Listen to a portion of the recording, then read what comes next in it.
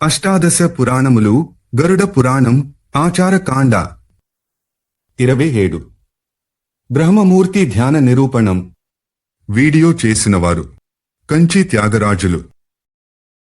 బ్రహ్మమూర్తి ధ్యాన నిరూపణం. పవిత్ర కంతో భగవానుని పూజించి ఆపై శాస్త్రోక్తంగా బ్రహ్మను ధ్యానించిన సాధకుడు హరి సమానుడవుతాడు. అంటే నా స్వరూపమే వానికి వస్తుంది. మాయాజాలాన్ని ముక్కలు చేసే బ్రహ్మధ్యానాన్ని వినిపిస్తాను. ప్రాజ్ఞుడనగా విశేష సాధకుడు తన వాణిని మనసుని అదుపులో పెట్టుకుని తన ఆత్మలో జ్ఞాన స్వరూపుడైన బ్రహ్మ కోసం యజ్ఞం చెయ్యాలి. జీవబ్రహ్మల అభేద దర్శనాన్ని వాంఛించి దానికోసం తపము చేసి మహద్ బ్రహ్మజ్ఞాన భావనను కొంతకాలం పాటు భావించాలి.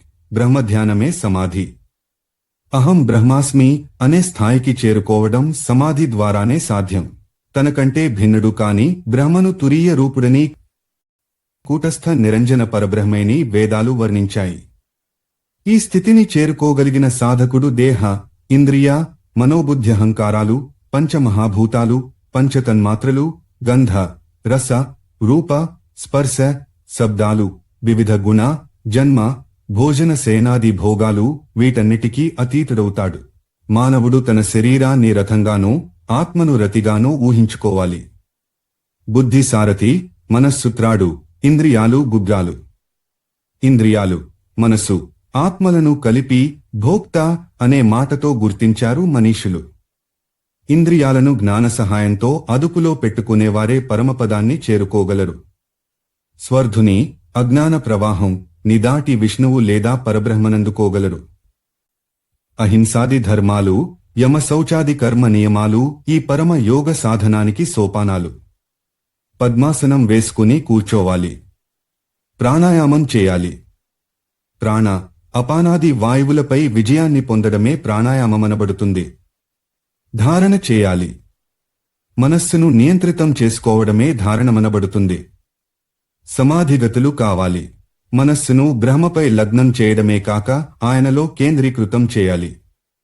ఇది సమాధి అనబడుతుంది. ఈ సమాధి కుదరకపోతే బ్రహ్మమూర్తి ఆకారం ని ఈ రకంగా ఊహించుకుని ప్రార్థించాలి.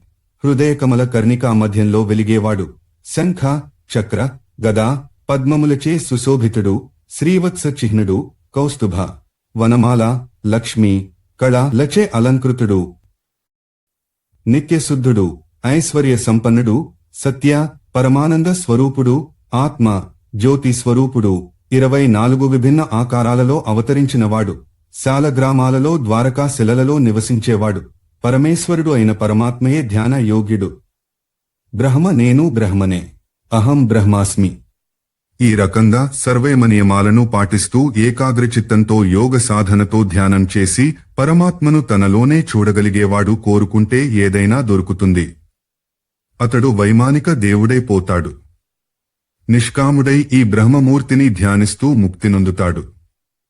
అధ్యాయం 44. అష్టాదశ పురాణములు గరుడ పురాణం ఆచారకాండ 27 బ్రహ్మమూర్తి ధ్యాన నిరూపణం. వీడియో చేసినవారు కంచి త్యాగరాజులు.